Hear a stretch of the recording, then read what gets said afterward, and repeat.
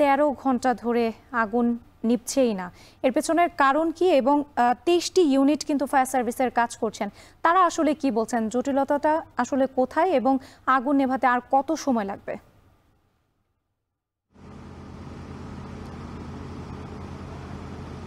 রাত্রি 13 ঘন্টা পরে আমরা কিছুটা অগ্রগতি দেখছি। আমরা এখন যে পাশে আছি সেখান থেকে ভবনের দক্ষিণ এবং পশ্চিম পাশ দেখা যায়। এই পাশে কিন্তু আগুনের যে তীব্রতা সেটি কমে এসেছে, উল্লেখযোগ্যভাবে কমে এসেছে আমাদের চোখে পড়ছে।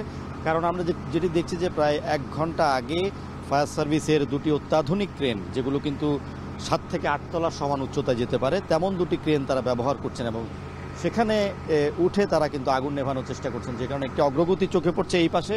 এবং এর আগে আমরা যেটি দেখেছি যে ভবনের কিন্তু 8 তলার যে সিলিং সেটি ধসে পড়েছিল, কিন্তু এরপরে আর কোনো ক্ষয়ক্ষতির মানে ধসে পড়ার মতো কোনো ঘটনা ঘটেনি। যদিও আমরা দেখছি যে পুরো বিল্ডিংটি বা পুরো ভবনটি কিন্তু একেবারে কালচে বর্ণ ধারণ করেছে এবং এই পাশে কিন্তু আগুন কমে আসার সাথে সাথে ধোঁয়ার কুণ্ডলী বা ধোঁয়ার যে অবশিষ্টাংশ সেগুলো বেরিয়ে যাচ্ছে এবং পাশাপাশি ধোঁয়ার যে তীব্রতা সেটিও কমে এসেছে।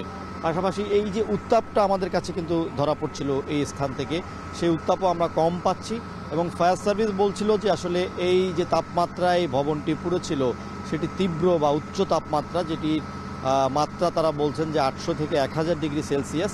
যেই তাপমাত্রায় এরকম একটি অবকাঠামো যদি জ্বলে 8 থেকে 10 ঘন্টা বা 12 ঘন্টা, তখন এটি ধসে পড়ার একটি শঙ্কা থাকে।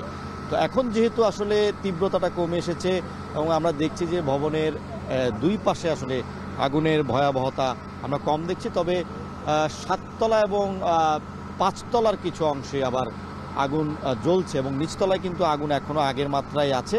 তবে ফায়ার সার্ভিসের কর্মীরা নিরলস চেষ্টা করছেন, বিমান বাহিনী, নৌবাহিনী, সেনাবাহিনীর সদস্যরাও আছেন। তারা বলছেন যে আসলে এই পানির যে উৎস, সেই পানির উৎসের ক্ষেত্রে কিছুটা বেগ পেতে হলেও তারা কিন্তু আশপাশের পুকুর এবং নিজস্ব যেই সোর্স আছে সেখান থেকে কিন্তু তারা পানি ব্যবস্থা করেছেন এবং আমরা দেখেছি যে নিরলসভাবে তারা চেষ্টা করেছেন। প্রায় 13 ঘন্টার প্রচেষ্টা এবং এই প্রচেষ্টার ফলে আমরা যেটি দেখছি যে এক ধরনের সুখবর কিন্তু আমরা পাচ্ছি যে আগুনের তীব্রতাটা কমে গেছে। তবে এর আগে যেটি দেখেছি যে এক পাশে কমলে আবার অন্য পাশে কিন্তু সেটি বেড়ে যাচ্ছে। তো সেই যে সংখ্যাটা সেটা কিন্তু আশা করছেন যারা ফায়ার সার্ভিসের কর্মকর্তারা আছেন, সেই সংখ্যাটা আবার নতুন করে জাগবে না। তারা বলছেন যে আসলে আগুনের যে তীব্রতা সেটি তারা কমিয়ে এনেছেন এবং যেভাবে তারা পানি ছিটাচ্ছেন বা অত্যাধুনিক ক্রেন ব্যবহার করে পানি ছেটাচ্ছেন, তাতে কিন্তু সময়ের সাথে সাথে আগুনের তীব্রতাটাও কমে আসবে। আগুনে 13 ঘন্টার বেশি সময় ধরে পড়ছে চট্টগ্রাম ইপিজেডের দুটি কারখানা। এর মধ্যে কাজ করছেন ফায়ার সার্ভিসের 23টি ইউনিট। সেখানকার সবশেষ পরিস্থিতি জানাতে আমাদের সঙ্গে যুক্ত ছিলেন ফয়সাল করিম।